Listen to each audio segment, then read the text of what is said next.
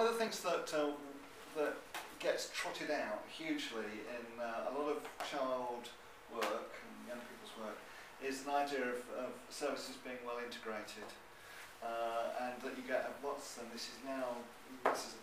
get a team around the child, and that automatically off we go, fantastic.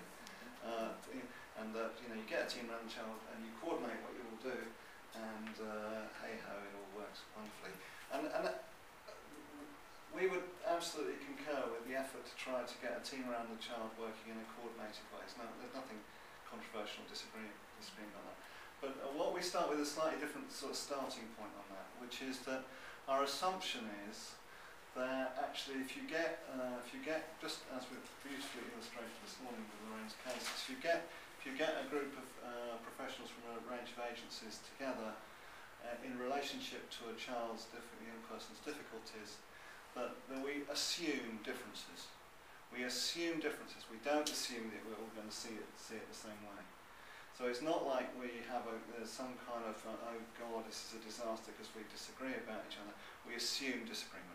We assume that agencies and individuals representing agencies will come at it from a particular kind of take on things, which means that it will take work to bring us into some degree of coordinated practice.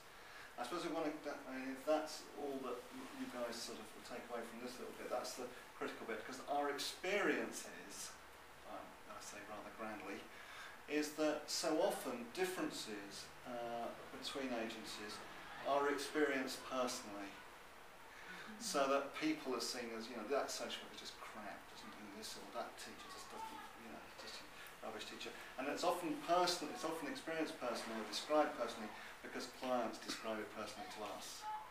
So there's all sorts of ways in which it seems that these things rapidly become kind of personalised and conflictual in unhelpful ways. We're not saying that our stance on this is that there may be elements of conflict and disagreement, but we would see that as not necessarily to do with individuals, either kind of quality of their practice, but these are aspects that we have to deal with. And that's really all this rather fancy term of addressing disintegration is an assumption that we start from different positions, rather than that all you've got to do is just get everyone together and we're all, off we go, off sort of like a sort of summer holiday bus, as if we're all going to just sort of sing the same tune. Our assumption is that you get everyone in the room, they're going to be singing different tunes, and it's going to take a bit of time before we can practice, so that we sing something that's reasonably in tune with each other. Okay, that's the critical bit. And one of the things that all we're going to practice in the next 3 quarters of an hour is just a kind of method, a bit of a kind of trick or method about how we can just unpick where the disagreements are. That's it, really. That's the, okay, I'll quickly, now, what we talk, okay,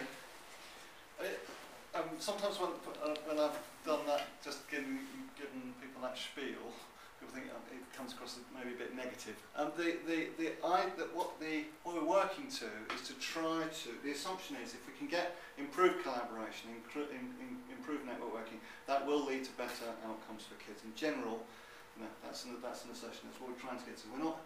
But we're just starting from a slightly different point about how we're going to get there. Okay, so the task is, how can we find a way of just trying to unpick what are the parts of the network that are hindering and making joint work difficult. And this is all we wanted to show you a particular, okay, let me pass this round. Take a sheet and take one of those and pass it around. What we've developed is a simple sort of technique for trying to it's almost like doing a formulation of the system rather than a formulation of the child. It's to try how can we get a handle on what's getting in the way here. And the point is, I'll explain it in a second, but the point of this is that this chart I've given you, you can do this on the back of an envelope. You can do it on the back of a kind of sheet in the middle of a professionals meeting when you're getting a bit stuck. Because the idea is this is something that you don't have to you don't even have to plug into the manual for this one, folks. You can have you got enough? Yeah. I've got to take one. No, there's 2 sheets. I'll explain that in a second. You know, so don't get hooked on the titles or anything. It's an attempt just to map out the 3 levels I talked about. What's the problem? What we're going to do about it, and who's responsible, against who's involved, essentially. And we've put some names across the top, but you can change the names across the top. You know, and I've done it on 2 sheets, so you can sort of map it out a bit. If you can get it all on 1 sheet, that's completely fine.